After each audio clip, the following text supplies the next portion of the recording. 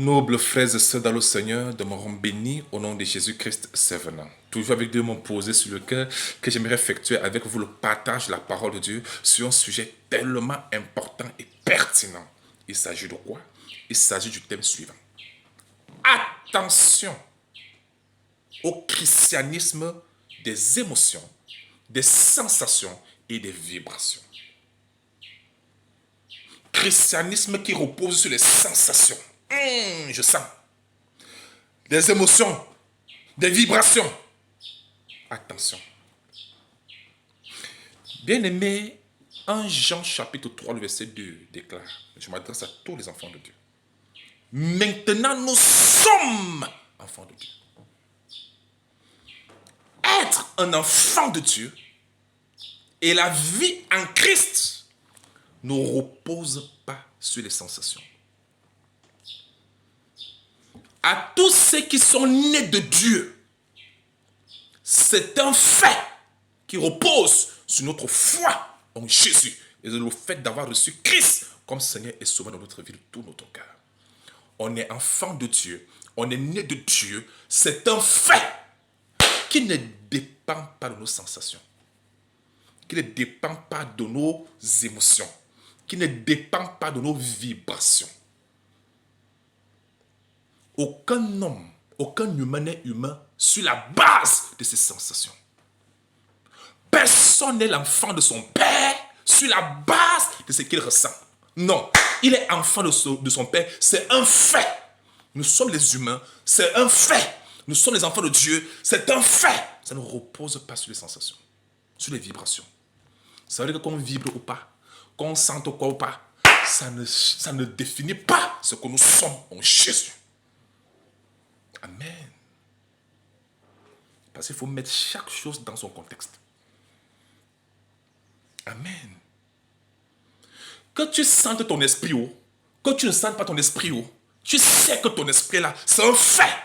La même chose. Tous ceux qui sont nés de Dieu ont l'esprit de Dieu en eux. Qu'ils sentent cela, qu'ils le ressentent, ça ne change pas que l'esprit est là. Qu'importe ce que nous ressentons. Malheureusement, je ne sais pas comment l'ennemi a réussi à égarer plusieurs personnes. En les amenant à définir la présence de Dieu en eux, à définir leur identité sur la base de leurs sensations. Ça, c'est être charnel. Je sens que l'Esprit de Dieu là, il est là sur le pouls, le Saint-Esprit là. Tu vois qu'il était là-haut. Il est en toi, il demeure en toi.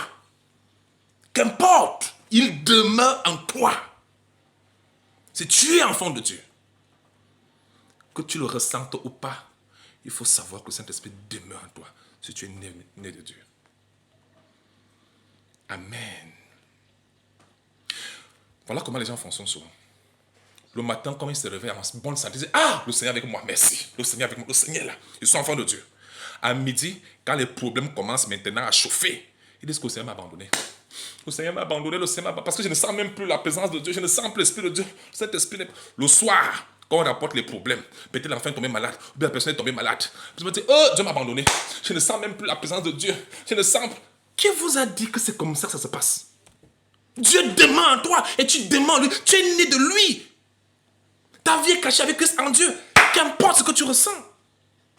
S'il vous plaît, nous ne sommes pas les premiers à naître de Dieu. Vérifions un peu ce qui est au temps de Jésus. À l'église primitive, les apôtres et les premiers croyants. Est-ce qu'ils ressentaient ça? Non. Ils le savaient. Ils avaient foi en ce qu'ils étaient en Christ. Beaucoup d'entre eux avaient été flagellés, fouettés quand au commençant. D'autres étaient comme Étienne dans Actes 6 et 7. On l'avait lapidé avec des pierres. Ça faisait mal. Imaginons pas les pierres, on jette ça contre vous. Ça baisse ici. Il avait mal. Mais cette douleur ne définissait pas qui il était. Il est enfant de Dieu, même s'il a mal à la chair. Vous devez comprendre que si l'église primitive ne fonctionnait pas sur la base des sensations, les vrais enfants de Dieu ne fonctionnent pas sur la base des sensations, des vibrations. Non! Ils ont foi et la foi stabilise. Ah oui. Le Saint-Esprit n'est pas soumis à la chair. Le Saint-Esprit, si notre esprit humain, si l'esprit d'un homme d'abord, d'un humain d'abord, il y a beaucoup qui n'ont jamais vu l'esprit. Il y a personne qui n'a jamais vu l'esprit humain avec des yeux comme ça. Encore moins ressenti que l'esprit. Mais nous savons tous que l'esprit est là. Ça doit être pareil quand on est né de Dieu. Amen. Il me souvient, au début, il y avait un frère qui disait que Seigneur, je veux que j'avais de ressentir le Saint-Esprit près de moi chaque jour. Il faut que j'ai la poussée de plus constamment pour qu'il sache vraiment que le Saint-Esprit est là. Dieu n'a jamais osé cet enfant de Dieu jusqu'au jour d'aujourd'hui. Pourquoi? Parce que ce n'est pas sur les sensations qu'on définit la présence du Saint-Esprit. Étant né de Dieu, tu es né dans sa présence. Il est en toi à 100%. Tu es assis avec lui dans les lieux célestes en Jésus-Christ. Éphésiens 2, verset 6. Amen. Nous avons déjà la vie éternelle en Jésus-Christ. En Jean 5, 11 à 13. Ce sont des choses qu'on ressent. C'est quelque chose qu'on sait. On croit. Et on tient ferme. Qu'importe ce que nous ressentons. Ne vous laissez pas conduire par les sensations, pas les vibrations, mais laissez-vous conduire par la foi en Dieu, par l'Esprit de Dieu, fondé, enraciné sur la base de la parole de Dieu. Amen. Les émotions de l'homme changent. Le matin, tu peux sentir de cette manière. À midi, ça a changé. À 14, tu as encore changé. Si c'est comme ça qu'on se base, on ne va jamais s'en sortir. La foi, c'est comme ça. La foi, elle est stable, fondée, enracinée. Un point trait. Amen. Ne faites pas confiance aux vos émotions. Faites confiance à Christ, à la foi en Jésus et à la parole de Dieu. Parce que le ciel et la terre passeront avec nos vibrations là, mais la parole de Dieu demeure éternellement. Amen. Il peut donc arriver que Dieu te signale quelque chose. Tu ressens peut-être un malheur qui va arriver, un bonheur, et ainsi de suite. Il est possible que Dieu utilise cette sensation-là pour te signaler quelque chose, pour te faire passer un message. Mais ça ne veut pas dire que ton identité, ta nature est définie par cette sensation-là. Non, non, non, non. Ne soyons pas charnels, aussi charnels. Que dit Romains 8, disons du verset 5. Ceux en effet qui vivent selon la chair s'affectionnent aux choses de la chair. Vous avez vu? Affection. Ah, l'affection. Non. Tandis que ceux qui vivent selon l'esprit s'affectionnent aux choses de l'esprit. Et l'affection de la chair, c'est la mort. Ça veut dire que si nous continuons à suivre ce que nous ressentons, selon ce que la chair nous montre, ce que nous ressentons, je sens que l'esprit de Dieu là, le Saint-Esprit là, le Saint-Esprit là, comment je sens, il a la chair de poule. Ouais. Le Saint-Esprit demande à toi que tu le sens ou pas. D'abord, en tant qu'humain, n'est-ce pas, quand ton esprit est là, est-ce que tu sens que ton esprit est là? Mais tu le sais, on pose tout. Le Saint-Esprit là, c'est comme ça. On est né de lui, on est rempli du Saint-Esprit pour tous ceux qui sont nés de Dieu. Tout enfant de Dieu est rempli du Saint-Esprit parce qu'il a reçu Dieu à 100% dans son cœur. Amen. 6. Et l'affection de la chair, c'est la mort. Tandis que l'affection de l'esprit, c'est la vie et la paix. La paix et la tranquillité. La vie éternelle. 7. Car l'affection de la chair est inimitié contre Dieu. Vous avez vu maintenant?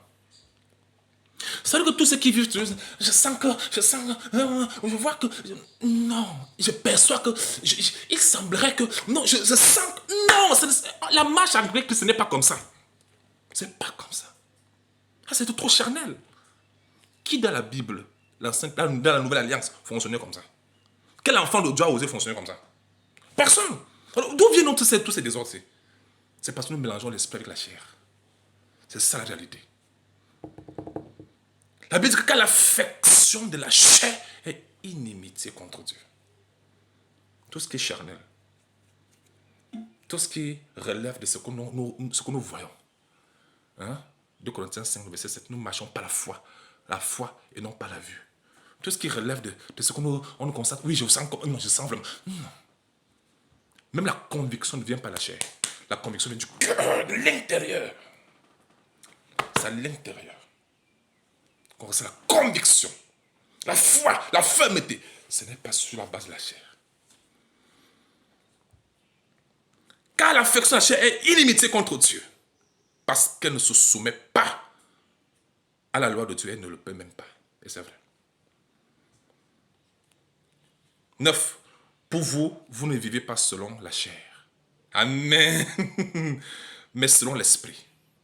Si du moins l'esprit de Dieu habite en vous. Si quelqu'un n'a pas l'esprit de Christ, il ne lui appartient pas. Le verset 12. Ainsi donc, frères, nous ne sommes point redevables à la chair, pour vivre selon la chair. 13. Si vous vivez selon la chair, vous mourrez. Il y a beaucoup de choses que nous faisons sur la base des émotions, des sensations, des vibrations. On pense que c'est Dieu. On pense que c'est l'Esprit de Dieu qui a fait ça. Non, l'Esprit de Dieu ne fonctionne pas comme ça. L'Esprit de Dieu fonctionne à base de la conviction du cœur. La foi. Si vous vivez selon la chair, vous mourrez. Mais si par l'Esprit, vous faites mourir les actions du corps, vous vivrez. Car tous ceux qui sont conduits par l'Esprit de Dieu, on n'a pas dit par les émotions. On n'a pas dit par les sensations, par les vibrations. Non! Ce n'est pas les vibrations qui te guident, c'est l'Esprit de Dieu. Si nous étions au temps des apôtres, quand on fouettait encore les enfants de Dieu, on les flagellait, la martyrisation, on les sciait, on les lapidait, on les persécutait, on les mettait à mort. Si beaucoup vont dire que Dieu m'a abandonné. Dieu m'a abandonné parce que je sens tellement mal. Parce qu'une petite maladie, une petite fièvre, on dira que Dieu m'a abandonné. Je ne sens plus le Saint-Esprit avec moi. Je ne vais pas nous programme les jeunes. Toi, je jeune, je veux plus. Saint-Esprit descend, Saint-Esprit descend. Ah, je sens Saint-Esprit, je sens Saint-Esprit. Le Saint-Esprit est là. Mais après, dès qu'il y a un petit problème, le Saint-Esprit m'a abandonné. Avec tout le problème comme ça, moi je ne sais même pas ce qui m'arrive. Seigneur, pourquoi tu m'as abandonné? Ce n'est pas comme ça. Ce n'est pas comme ça, bien-aimé. Ce n'est pas comme ça. Ça, c'est être charnel. En Christ, ce n'est pas comme ça. Amen. Si vous, elle veut dire au verset 14 que tous ceux qui sont conduits par l'Esprit de Dieu sont fils de Dieu. Romains verset 1 dit ceci.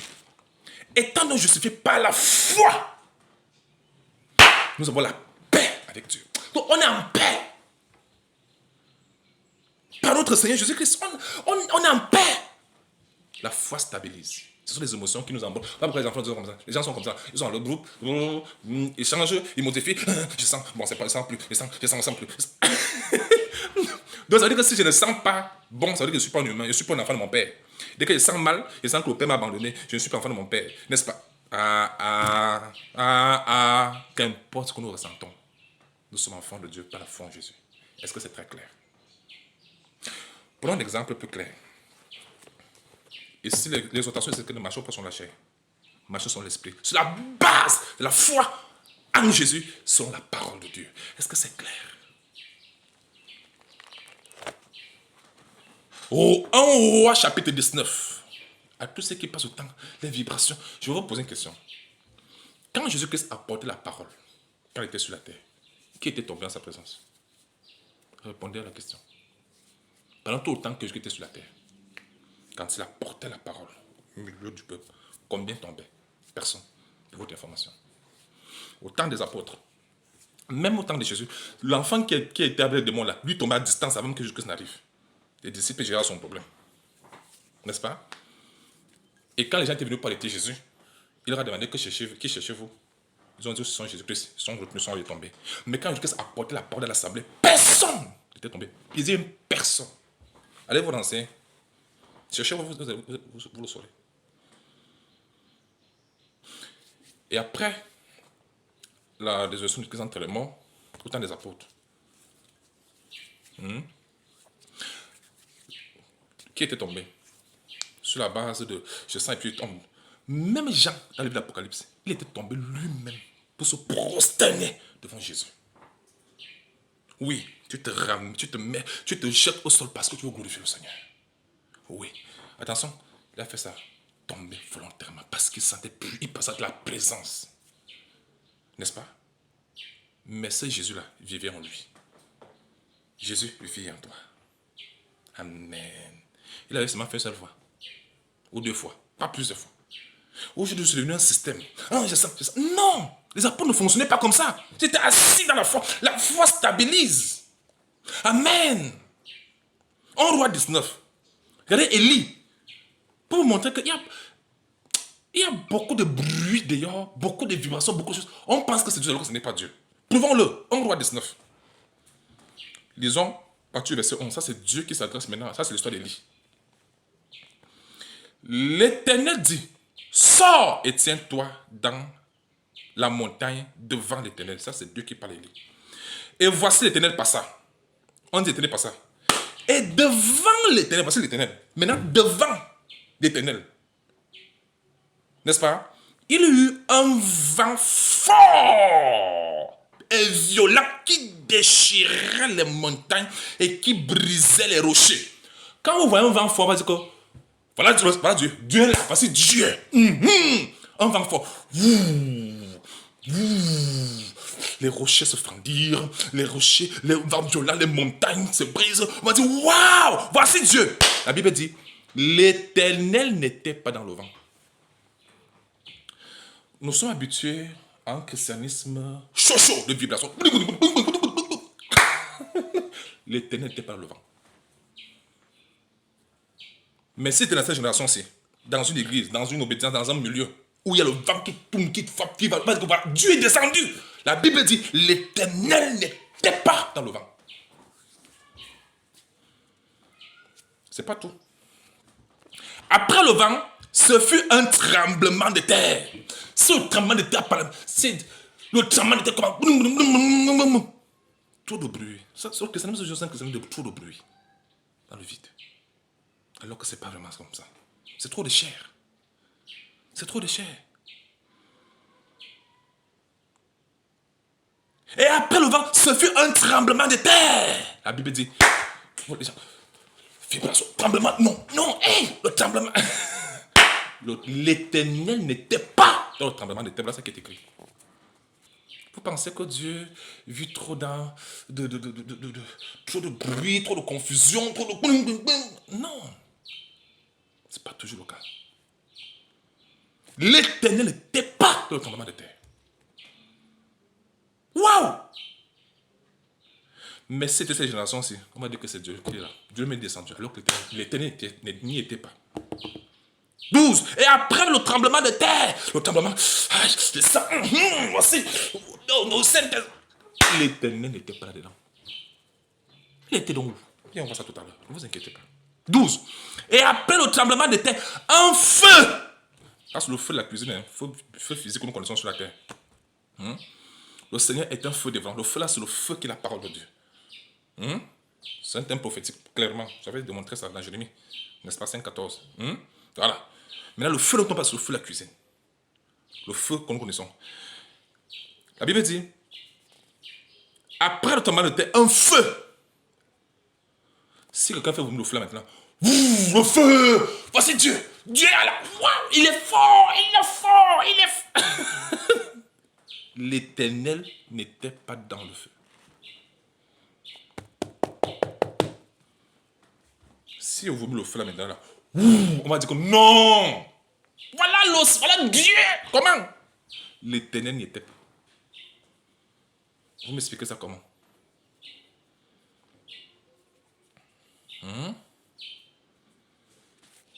Voici donc là où Dieu se trouve. La Bible dit, l'Éternel n'était pas dans le feu. Et après le feu, un murmure doux et léger. Vous avez le calme, la tranquillité, la paix, la douceur, l'amour, une atmosphère de tranquillité. L'homme de Dieu, Élie, verset 13.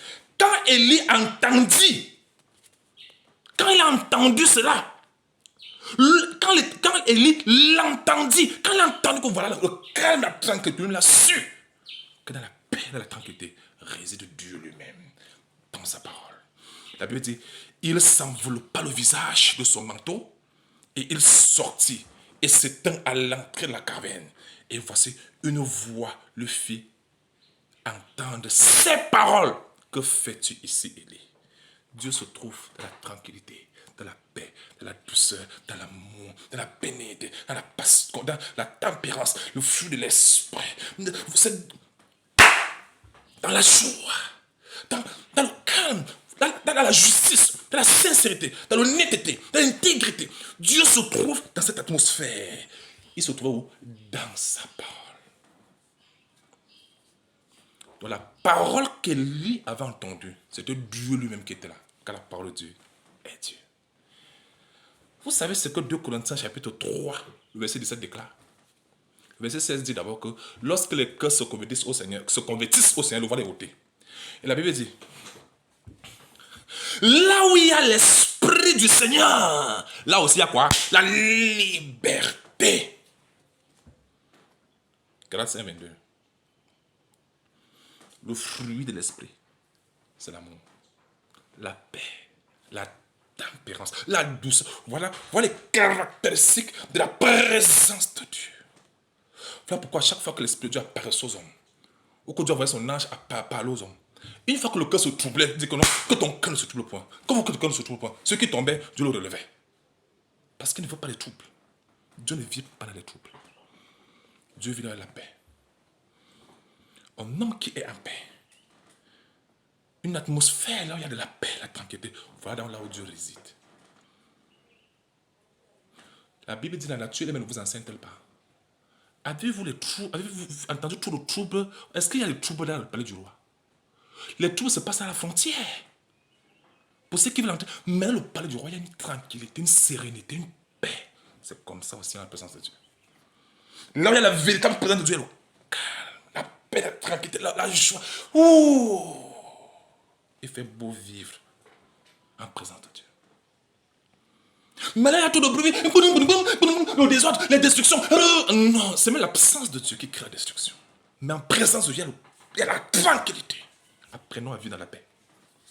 Que votre cœur ne se trouble pas. Parce que quand le cœur est troublé, tu dis non, que ton cœur ne se trouble pas. Parce que Dieu aime la paix.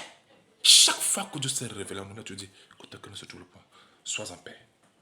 Pourquoi sois en paix? Parce que Dieu vit dans la paix.